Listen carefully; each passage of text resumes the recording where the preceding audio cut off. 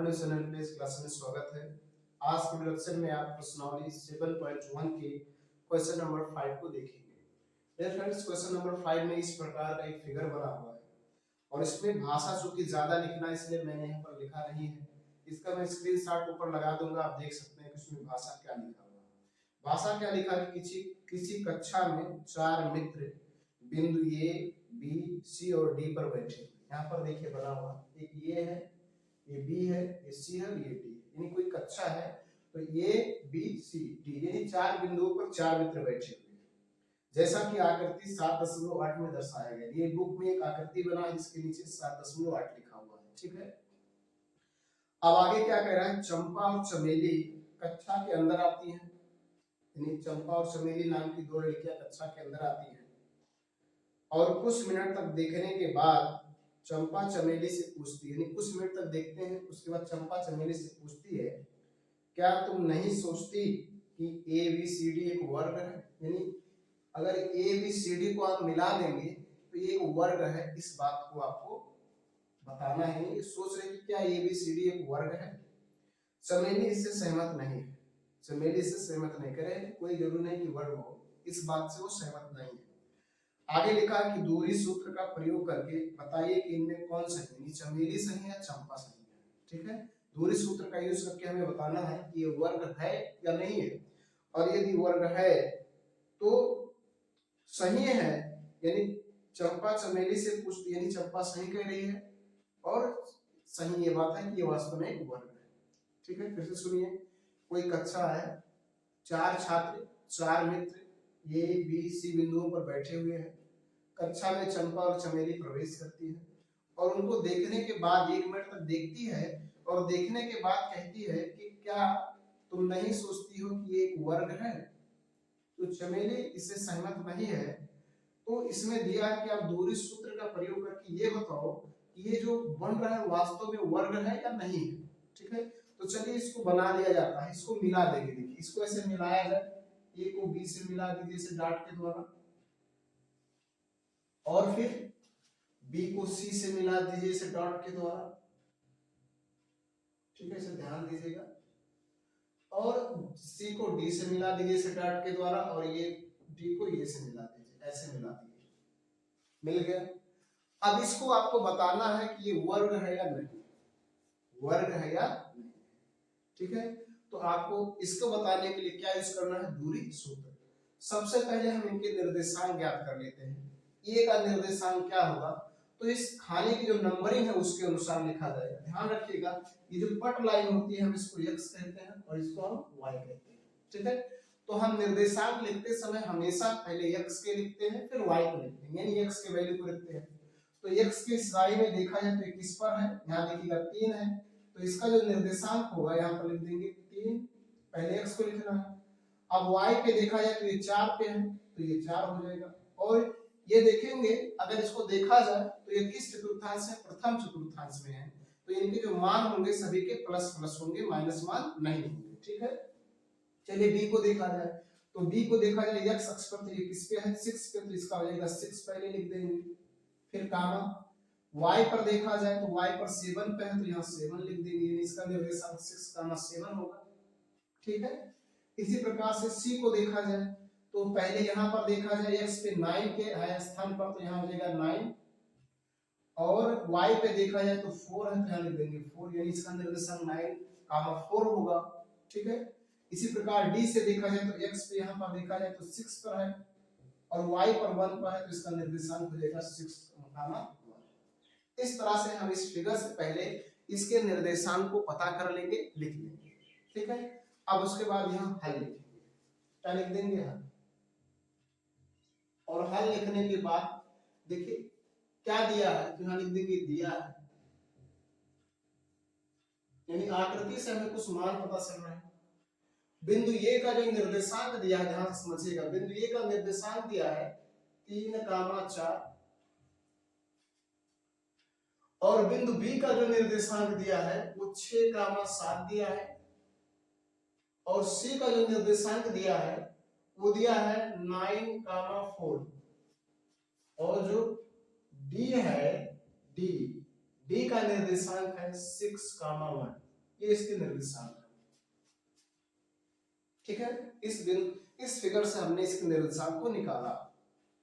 अब इसको वर्ग बताने के लिए कोई भी आकृति वर्ग होगा यदि उसकी चारों भुजाएं बराबर हो, तो हम A B, B C, C D और डी ए को ज्ञात करेंगे।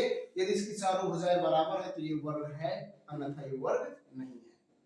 यानी हम पहले ए बी को निकालेंगे, तो ए बी निकाला जाए तो दो बिंदुओं के बीच की दूरी होगी, यहाँ लिखेंगे ए बी यानी दो बिंदुओं के बीच दूरी, और दो बिंदुओं के बीच की दूरी क्या होती है, x2 माइनस x1 का whole square plus y2 minus y1 का होल स्क्वायर, ये होगा ये सूत्र। इस सूत्र पर हम इसको रखेंगे। तो a और b को देखा जाए, a b, पहले ये है फिर b है, तो यहाँ ये है तो पहले ये है तो हम इसको कहेंगे x1 और इसको कहेंगे y1 और इसको कहेंगे x2 और इसको कहेंगे y2। अब इसी के वैल्यू को यहाँ रख देना है। तो देखा जाए तो x2 का वैल्यू कितना है 6, कामा x1 का वैल्यू है 3, यहाँ पर देखिए 3 है, स्क्वायर कर देंगे प्लस y2 का वैल्यू है 7 माइनस y1 का वैल्यू है 4, तो 4 का वर्ग कर देंगे। और सरल किया जाए, 6 में से 3 घटाएंगे 3 आएगा, 3 का वर्ग और प्लस 7 में से 4 घटाएंगे ये भी 3 आएगा, 3 का वर्ग कर देंगे। 3 का वर्ग करेंगे तो आएगा 9 और इसका भी वर्ग करेंगे तो आएगा 9 और 9 में हो जाएगा करड़ी में 18, यानी ए बी का वैल्यू 18 आ गया। ठीक है, ए बी का वैल्यू आपने 18 लाया है। अब चलिए BC निकाला जाए तो यहाँ लिखेंगे BC, तो BC निकालने के लिए फिर से इसी सूत्र पर रखेंगे, लेकिन ध्यान रहे जब हम BC निकालेंगे तो यहाँ इसको फिर से समझना है, ये अब जो होगा चेंज हो जाएगा, यानी ये जो लिखा गया था x1 y1 ये चेंज हो जाएगा। अब यहाँ देखेंगे B पहले है तो ये वाला जो वैल्यू होगा ये x1 होगा और ये वाला जो वैल्यू होगा वो x2 होगा। ठीक है, ये वाला सॉरी x2 नहीं x1 ही y1 होगा, ये क्या होगा y1, यहाँ पर लिख देंगे y1 और ये वाला जो वैल्यू होगा x2 होगा और ये वाला वैल्यू y2 होगा। ठीक, इसको रखेंगे फिर से यहाँ पर। तो पहले x2 का वैल्यू रखना है, तो x2 का वैल्यू 9 है तो 9 माइनस x1 का वैल्यू 6 है, 6 का वर्ग कर देंगे। ठीक है, प्लस अब y2 रखना, y2 का वैल्यू 4 माइनस इसका वैल्यू है y1 का वैल्यू है 7 तो 7 रख देंगे, फिर इसका वर्ग कर देंगे।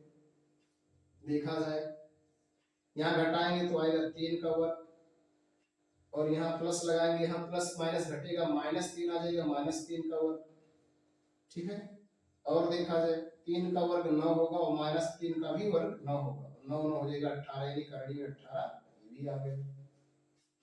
ठीक है, अब आपने ए बी निकाला, BC निकाला, अब निकालेंगे CD। क्या निकालेंगे CD, तो यहाँ लिखेंगे CD, क्या लिखेंगे CD, करड़ी बनाएंगे। आप CD को समझिए, यहाँ देखिए CD है, ये समझना है CD को।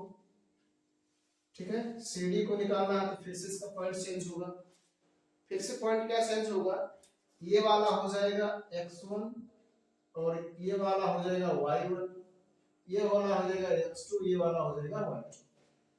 फिर से वैल्यू रखा जाए, पहले x2 का वैल्यू रखना है, x2 का वैल्यू 6 है तो यहाँ 6 रख देंगे, माइनस y1 का वैल्यू 9 है तो 9 रख देंगे, वर्ग कर देंगे, प्लस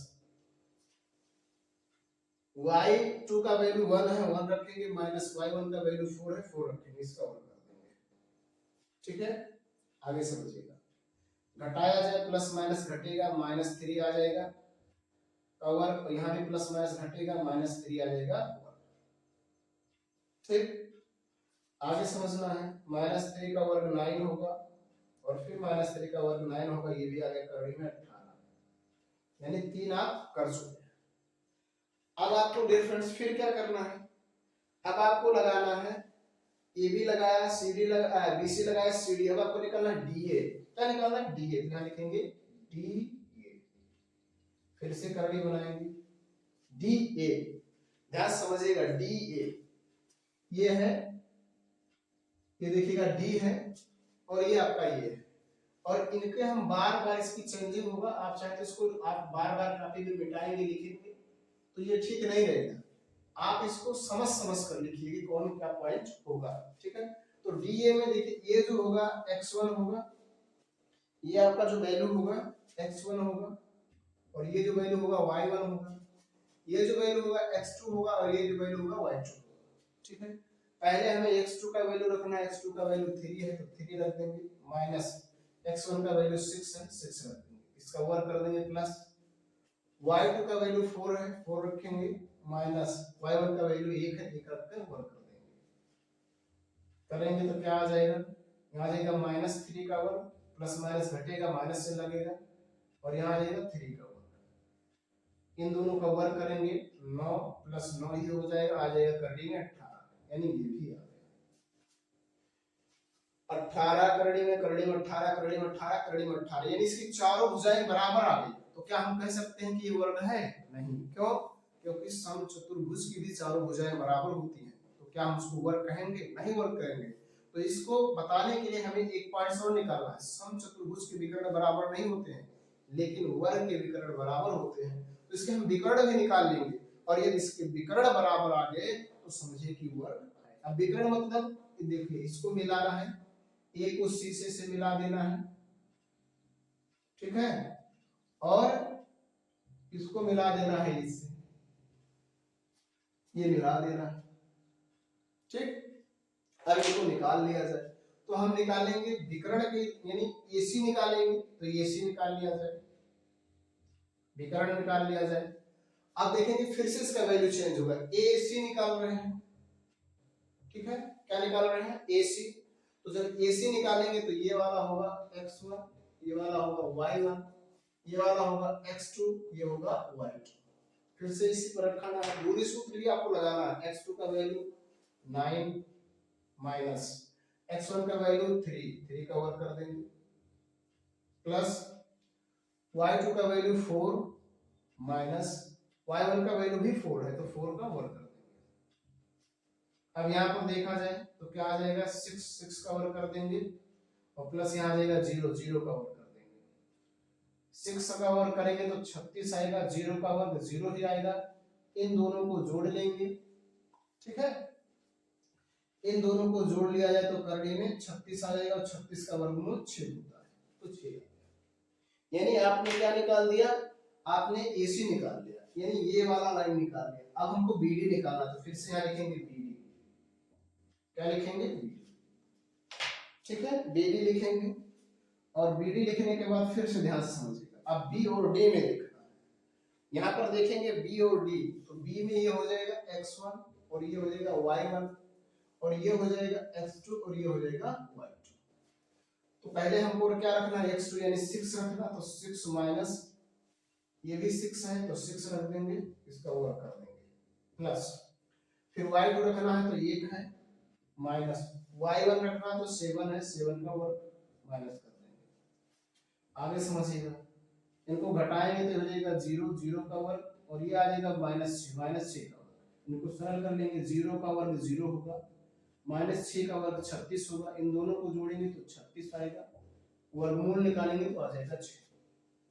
अब यहाँ पर देखिए ये भी 6 है, ये भी 6, यानी वर्ग भुजाएं भी बराबर है और विकर्ण भी बराबर है। तो जब भुजाएं भी बराबर हो विकर्ण भी बराबर हो तो वो कौन सा होगा फिगर? वर्ग होगा। क्या होगा? वर्ग। वो चतुर्भुज वर्ग। इस तरह से इस पूरे क्वेश्चंस को हम सरल करेंगे, और ऐसे क्वेश्चंस आपसे पूछे जा सकते हैं, तो आप ऐसे क्वेश्चंस को आसानी से सरल कर सकते हैं।